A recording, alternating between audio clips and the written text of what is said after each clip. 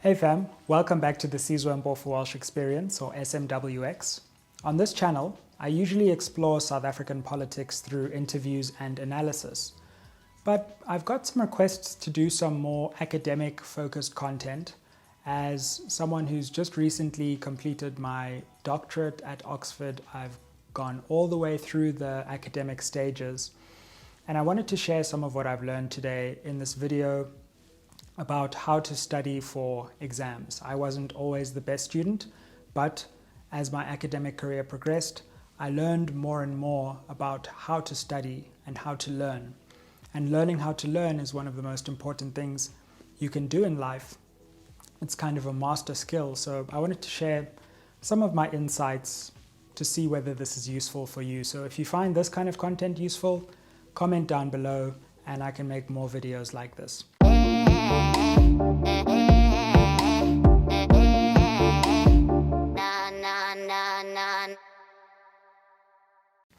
But let's get started with this video, and I'm going to be doing three main things. First, explaining how this video is different from other videos on YouTube about studying. I watch many videos on YouTube about this, and so this video will take different strands from people like Ali Abdaal, from various other schools of thought, but it will also be distinct from that. So I want to explain my approach here. Second, what I'll do after that is combine what I'm calling the big picture or the branches with what we'll call the zoomed in picture, or what we'll call the leaves. So all in all, essentially I'm going to approach studying, learning as a tree. If you want to understand that more, stick around. Let's get into this in a bit more depth.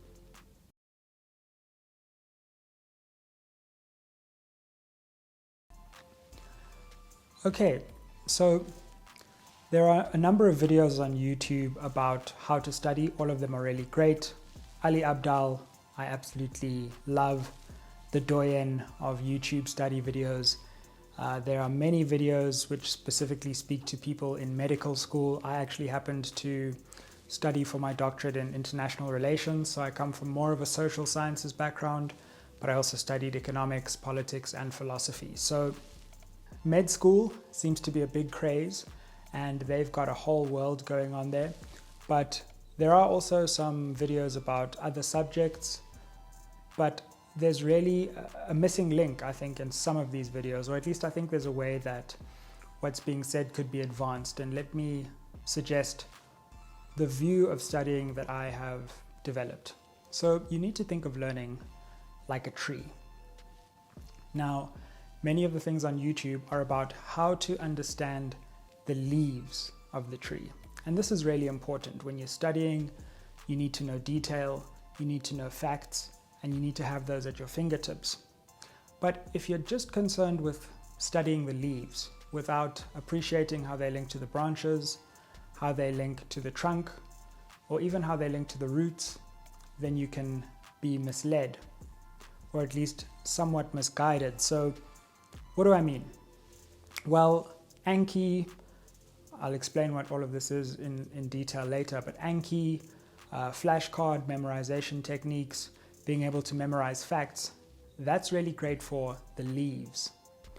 But you also need to combine a knowledge of the leaves with big picture understanding of how the big parts of your course or your discipline fit together with each other.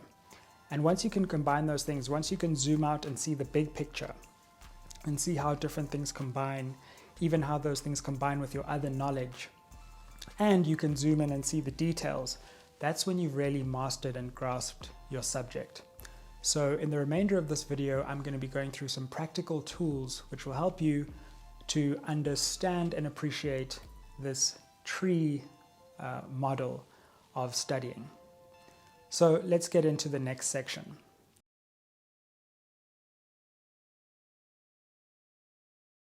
Right, so what do I mean by a tree?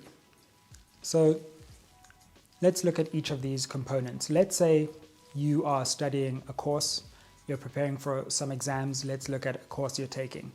Let's say you're looking at a course called Introduction to Politics. what is the tree?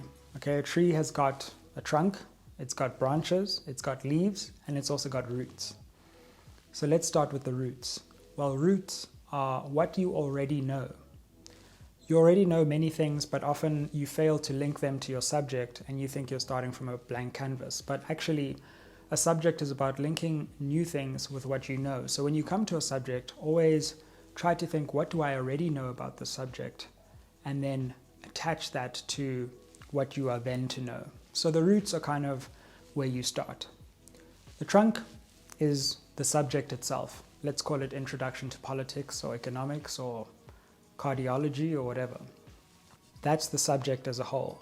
Now the subject will have branches. These are the different weeks in your course or the different subdivisions that are presented to you, say in a textbook or in your lectures. So usually you'll see that your course is broken down into 8 weeks or 12 weeks. These are the branches. And on the branches are the leaves. These are the nuances and the details within your subject that you'd need to understand. Now, it's really important that you get a big picture overview of your discipline when you're sitting down to study for exams. So what you need to do in the phase that's often called scoping the subject is not just make a list of all the things that you need to study, which is useful, but have a pictorial representation of the entire course so that you can see how it all fits together.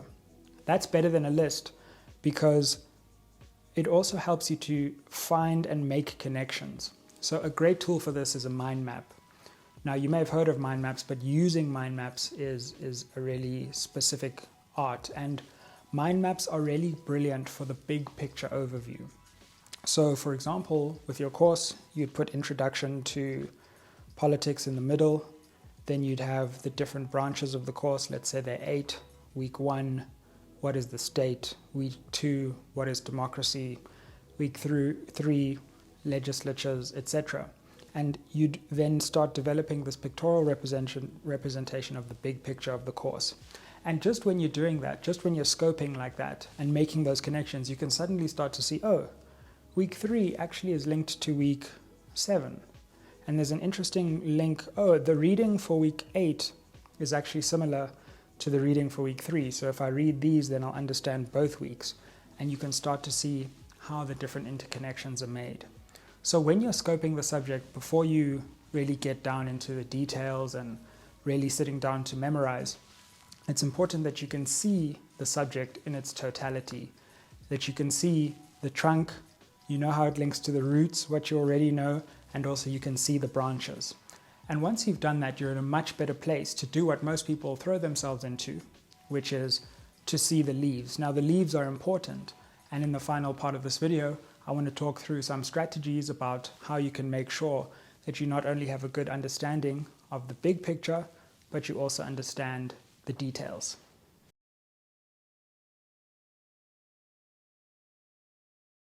So in this section of the video, I echo what many people have suggested, what much research suggests about the importance of active recall.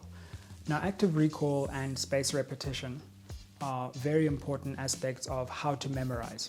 And this is really about, once you understand the branches and you can see the trunk and you know the roots, how do you get the granular detail, the memorization of the actual details of the subject? And this is facts, figures, the names of authors, the dates that papers are written, the titles of books, specific concepts, specific arguments, those kind of granular details that really separate and elevate your understanding of the subject. So here, this is where things like flashcards come in. This is where things like using Anki comes in, because you, on the one hand, have an understanding of the big picture of the course, but on the other hand, you are now training your brain to understand the facts and the details. And so active recall is about, how do you remember things? Well, the best way to remember things is to try to remember them. Realize where you are actually doing well and where you are remembering, but also having a record of what you don't know, and then tailoring your study time to focus on those areas which are still fuzzy, so that you aren't at the expense of the stuff you already know, sacrificing the stuff you don't know. And active recall is about really trying. So it's either testing yourself, putting your books down and thinking, okay, what's the name of this author? What's the argument about democracy? Can you recall that without looking at anything? If you can, then you've done well for the day and you have internalized that. Spaced repetition is allied to active recall. So active recall is trying to remember things and testing yourself to see whether you can remember them. If you can, great. If you can't, knowing that you need to keep trying until you can remember them. Spaced repetition is a method for how often you should try to remember things. So spaced repetition is really just about you forget things at an exponential rate as time progresses. So it's easier to remember something just after you've read it, a little harder a day later, harder 2 days later, yet harder a week later, etc. So if you can train your brain to remember things just as you're about to forget them, the brain retrieves that, keeps that information within your mind until the next juncture. And if again you remind your brain at that juncture, then it keeps it for a longer period. So just as you forget at an exponential rate, it takes increasingly longer intervals for you to forget something if you remember it in a repetitive way. So you'd need to remember something after you've read it, a day later, then 2 days, then 4, then a week, etc. So Anki, which I've sometimes alluded to, is a flashcard app which basically algorithmicizes this process. So you put cards in, you ask questions, you try to recall them. If you recall them right, then you say, I got that easy. And then it kind of puts it all in an algorithm which shows you the stuff in a spaced repetition way. But you can also do this if you don't want to use Anki. It's just about making sure that in your study schedule, you don't just have a bunch of topics, and if you cover something in two weeks, assume that you're going to remember it 2 weeks later. You have to factor in not only time to understand the subject, but also to go over it a number of times, maybe 5 times before your exam in a spaced repetitive way. So when you're creating your study calendar, which is in a whole nother video that I can make one day, you want to make sure that you have not only enough time to scope the subject, not only enough time to understand what you've read, but then also enough time to repeat what you're not retaining and make sure that you're doing that on a repetitive basis until you've internalized it just as well as the stuff that you know very well. So I hope this video gives you a sense of how techniques like spaced repetition and active recall are linked to being able to appreciate the bigger picture through mind maps and through other memorization techniques like memory palaces or mnemonics. These techniques are very useful for seeing the big picture, whereas spaced repetition, algorithm apps, or flashcards are really useful for seeing the details. And if you can marry those two things, not only do you appreciate the subject from its widest possible perspective, but you can also zoom into the narrowest possible perspective and thereby gain a complex, nuanced, and interesting and fun grasp of any subject. So if you want some more videos like this, there are so many more details that I could go into. I could honestly talk about this for hours, but I just want to test out this kind of content for now. If you want more, if you have questions, ask them down below. If you have ideas about more videos I can make to clarify things for you, then drop a comment, like, share, subscribe. Aye.